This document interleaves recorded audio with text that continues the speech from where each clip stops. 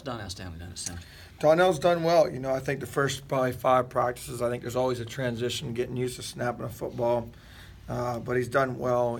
Donnell, obviously, last year was one of our best players up front. And, the guy works hard. At the end of the day, it's important to him. And I'm glad he's on our team. He's got a bright future for his career. He's got to be able to play guard and center if he has aspirations of wanting to play in the National Football League. As you were looking at your candidates after Allen was gone, what about Donnell said he's a guy who can make that move? He's the guy that I want to give a shot to. Well, I think I owe it to all of my players that play inside, whether it's Zach, Sedarius Hutchinson, Donnell. I owe it to all those guys to make sure that they can snap the football. Someday when they're trying to make a professional football team, they're going to be asked to play multiple positions. And, the first time they try to do that, I don't want their experience to be, here I am trying to make the team at the highest level, and I've never snapped a football in a game or played it in practice. We go out and play on Monday Night Football, my first game against the Vikings. We only got 7 linemen dressed. Right. So you got to be able to show that you're versatile, and that's something that I feel like that's my responsibility as a coach while they're here in college, to make sure they have a comfort zone. So next year we'll have Zach being able to play center, Donnell, Sedarius Hutchinson. Talked with Coach Muschamp the other day about having multiple guys, Eric Douglas, Chandler Farrell, Hank Manos. You got to have a lot of guys that can play center so we can, have the success here that we want to have. What did Blake Camper and the other guys at right tackle show you to make you guys comfortable moving Zach back inside?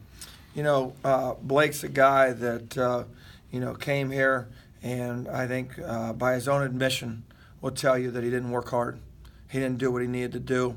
As far as investing in the weight room, I think he was probably more of a guy that just came in, did what was asked maybe, and then kind of went on his way. This off season, he's been in the weight room every day on his own, every Saturday, every Sunday, doing the things he needs to do. Thus, you see him playing much better. Campers jumped in last year and played in the Tennessee game, played in the Arkansas game. You would never know that we had 3 starting linemen out. That's a compliment to him and Sedarius Hutchinson about some of the guys that, I always tell them, you're one play away from being in the game. Our standard's not going to change. Our standard here is we expect to dominate the line of scrimmage and whoever's in. And we're not going to sit back and make excuses that we had 3 starters out. You guys know how many different starters we had at O-line last year.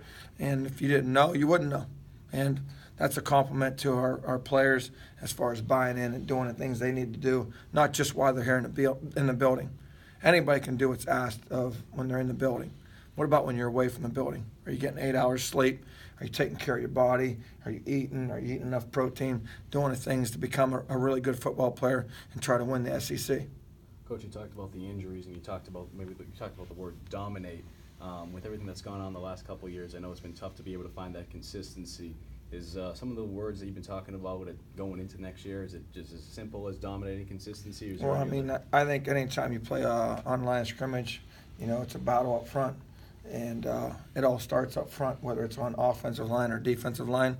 And I think we've continued to improve our line of scrimmage here. I've only been here 1 year, but I've seen significant improvement. That's a compliment to Coach Muschamp, Coach Thompson, Coach Mike Peterson, Dillman, strength coaches. So it's a work in progress. We're trending in that direction. Our arrow's up. This is a positive environment and positive things are going on. You guys see it taking place right in front of your face.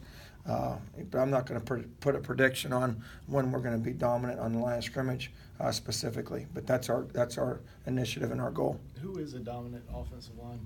Who has one? Who had one in college football last year? I think sometimes you see the publicity of some teams maybe that have some, but I think there's a growing concern amongst us O-line coaches and just people in general. You hear it from the people in the NFL all the time.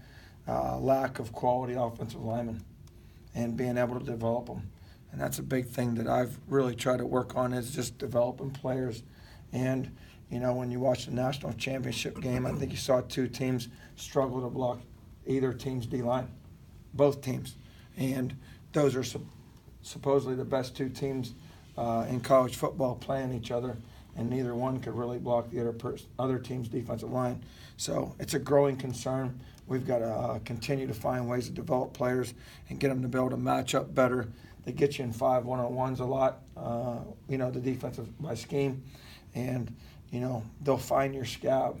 They'll find your wart, I always say, and they'll keep picking at it until you find a way to help, be able to help that guy. Well, if you're in 5 1-on-1s, you can't even find a way to get them help. So you just got to continue to find athletes that can move their feet, and want to compete and find a way to get the job done. And that's what we're all constantly searching for. So